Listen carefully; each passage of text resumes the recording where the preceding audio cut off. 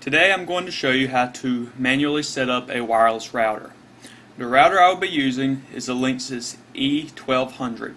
What I will show you will be very specific to linksys, however some of what I show you can be applied to routers with D-Link and Netgear and other companies.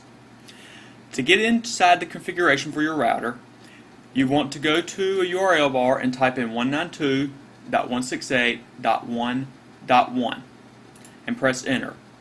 You will be prompted for a username and password. Your username will be admin, A-D-M-I-N, and so will your password. Older routers have a password that is blank, which means the username is admin. Don't type anything in the password box. Press enter. It should log you in. I will show you how to change this password a little later on to keep people from logging in and changing your router settings. When you get inside the router, setup, basic setup. Obviously you can change your language. The first thing you may want to look at is this drop down box. Make sure it's set to DHCP unless you need a static IP address. If you don't know what a static IP address is, just leave it with DHCP and we'll move on. You can name the host name anything you want to. For this demonstration I've named mine hello. The next thing you need to do is make sure your IP address is set. This is the IP address of the router. It's obviously the same number you've typed in up here to get inside the router. If you ever change this number, you will have to change it up here. Because you're probably using this router at home, you're going to want to use this IP address of 192.168.1.1. I don't suggest changing it, but if you really want to, only change this last digit. For the subnet mask, keep it this first one, 255.255.255.0. Router name, name it whatever you want to. For DHCP server, leave it as enabled. For the start IP address, these are the IP addresses the router will give people that connect to your network. Never set this number below 2, never set it above 254. 100 is a good place to keep it. Unless you have a good reason to, I wouldn't change it. Unless you're working or have your router working in public where people have access to it, maximum number of users, you might not want to change this. I doubt you're going to have 50 people at your house using your internet, but if you want to trim it down or expand it a little, go for it. IP address range, once again, it's going to start at 100 and go to 149. It lets 50 people on. If you change this, it'll change here. Static DNS, this is by default 0000. I've changed mine to work with something called OpenDNS. It is not a requirement for you to do that. I just have a personal preference. Time settings. Make sure that you have the time set correctly. This can cause networking issues.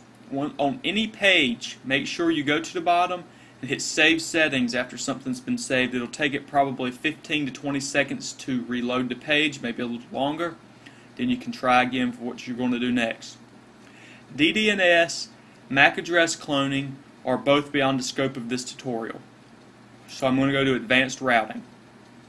On this screen, make sure you have NAT enabled, save settings, and that's all we're going to do on this page. Wireless. Do you have a manual setup or you have pretty much an automated setup? The purpose of this video is to show manuals, so that's what we'll do. For network mode, you can leave it on mixed. Because older laptops may not support wireless in and most likely do not, you want to leave it on mixed so all of these protocols are followed. Wireless in is the fastest, it's pretty much the newest we have access to. It's the best of it, but mixed to make sure other people can use this. Now if you know you have a wireless in support in your laptop and no one else is using it, by all means set it to wireless in only. I keep it for mixed for people that may come over. Network name or the SSID. This is what is displayed when you go to your network list for your wireless connection. The list of networks, this is what you name it, this is what will show up. I called mine I Am Internet just because I can. Channel width. Honestly, it doesn't make a whole lot of difference which one you pick. Channel, auto, keep it there. SSID, broadcast. When you type this name in, and you click and you have it enabled here, everyone can see this name. If you disable it, your wireless network is still there, but you have to manually enter the name and connect to it. This is a little extra layer of security. I keep mine enabled so I can see it. I don't really feel like manually entering it. Wireless security. For the purpose of this video, I've set my password to password. I never suggest anyone do this. That's one of the first passwords everyone will guess, and they can probably get into your network. I suggest something that's at least 8 characters long, contains numbers, symbols, letters, capital letters. This password is stronger. It's still not great, but it's stronger. Once again, pick something that's strong so people can't guess. Security mode. I use WPA2, WPA mixed mode. You can use WPA2 personal, WPA2 enterprise, enterprise mixed mode. Do not use WEP. WEP is very easy for people to break into. Don't use it. I suggest using WPA2 of some sort. Once again, save. Guest access. Some newer routers have a second wireless network for guests to attach to. If you have sensitive things on your network that you don't want people to have access to, you can set up a guest account. When someone comes over, they can log into the guest account. They cannot access what's on your network. Allow guest access if you want this. It will be titled whatever you've titled your network with a -guest. You can set a password for it, how many people you want on the guest access, and once again if you want to broadcast it. Wireless MAC filter I will not cover. Security. If your router has a firewall, enable it. I pretty much would leave the default settings. Web filter. Proxy. If you check proxy and you have a website blocked on your router, this will keep people from going to a website that can get around that block. I highly recommend this if you are blocking websites, and I'm going to show you how to do that in a few minutes. Java, ActiveX are both security precautions. If you want to block them, you'll have a little more secure browsing, but you also have access to less content on the internet. Most sites use cookies. I really wouldn't check this one, but some people may be a little paranoid. If you are, check it. It will block some things coming from websites. Access policy. This one takes a couple of minutes to load, so I'm going to sit here and try to explain a little more about it before it loads up.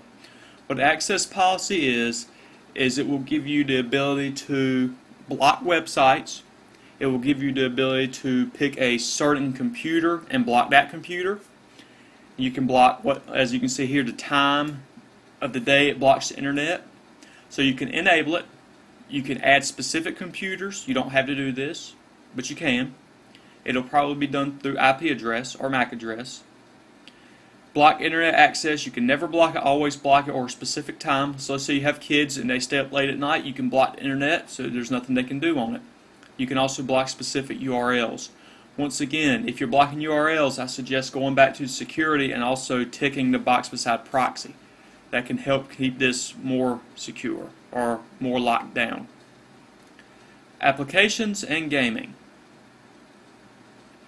What this is good for is if you have a application, let's say FTP, you upload things to the internet a lot or download through FTP, you can set it to run straight to your computer. It'll speed up your access.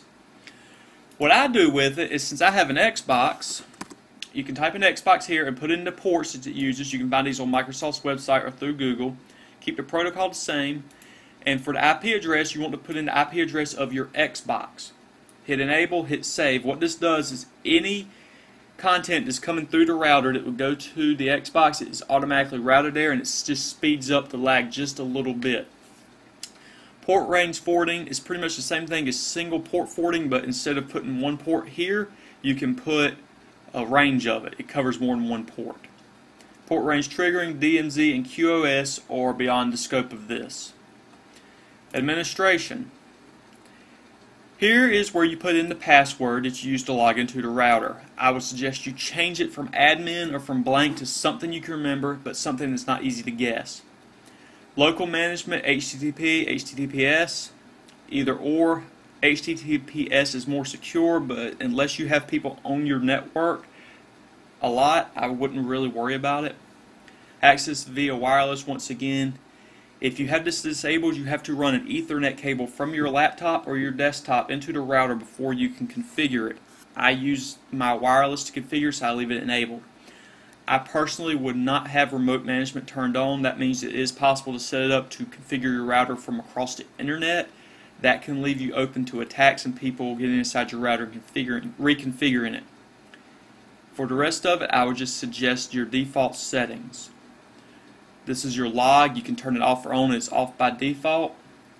The rest of it I'm not going to show you because some of it will show sensitive information on my router, as will this status button over here.